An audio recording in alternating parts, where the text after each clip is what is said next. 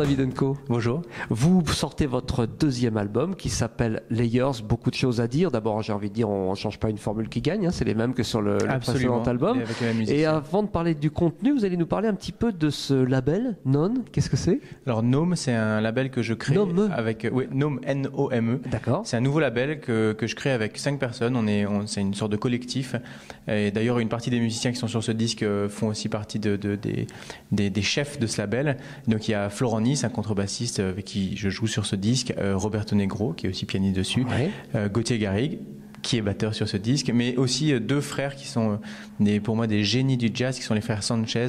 Il y a Maxime Sanchez au piano et Adrien Sanchez au saxophone. Et du coup, on a pris la décision de créer un label qui fera peu de publications. Il y aura que quelques disques par an, mais qu'on choisira avec beaucoup de soin et a priori des projets qu'on dirige nous-mêmes. Ah bah super, super bonne idée. Et donc voilà, et le premier qui sort, c'est celui-ci, c'est ce second disque qui me tient vraiment très à cœur, qui s'appelle Layers. Layers, donc on va en parler. C'est la même équipe, je le disais, que sur La Horde, le premier album que vous avez écrit.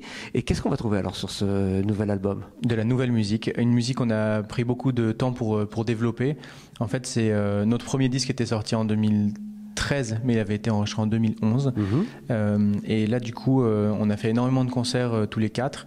Le groupe a beaucoup progressé. On a écrit tous de la nouvelle musique. Et donc, sur ce disque qui s'appelle Layers, il s'appelle pas Layers pour rien, parce que c'est une musique qui est très collective, qui ne pourrait pas marcher avec d'autres musiciens.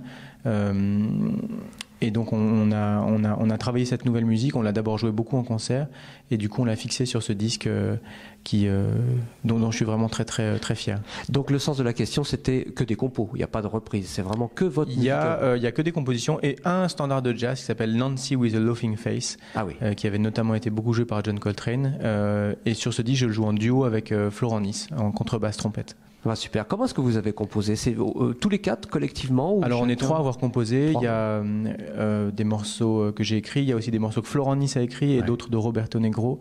Et en fait on a tous un style de composition qui est assez différent, mais on arrange la musique tous ensemble et on essaie de lui donner une couleur particulière, la couleur du son de groupe qu'on recherche depuis plusieurs années.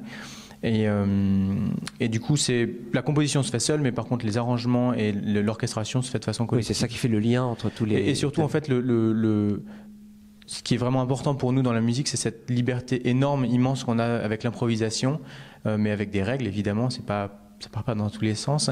Et du coup, avec les règles qu'on se donne dans ces compositions, le but c'est de laisser chaque musicien le plus libre possible et de ne pas avoir ce rapport d'accompagnateur et de soliste, mais au contraire de 4 solistes ou 4 accompagnateurs, en tout cas d'être chacun au service de l'autre pour créer vraiment une musique collective.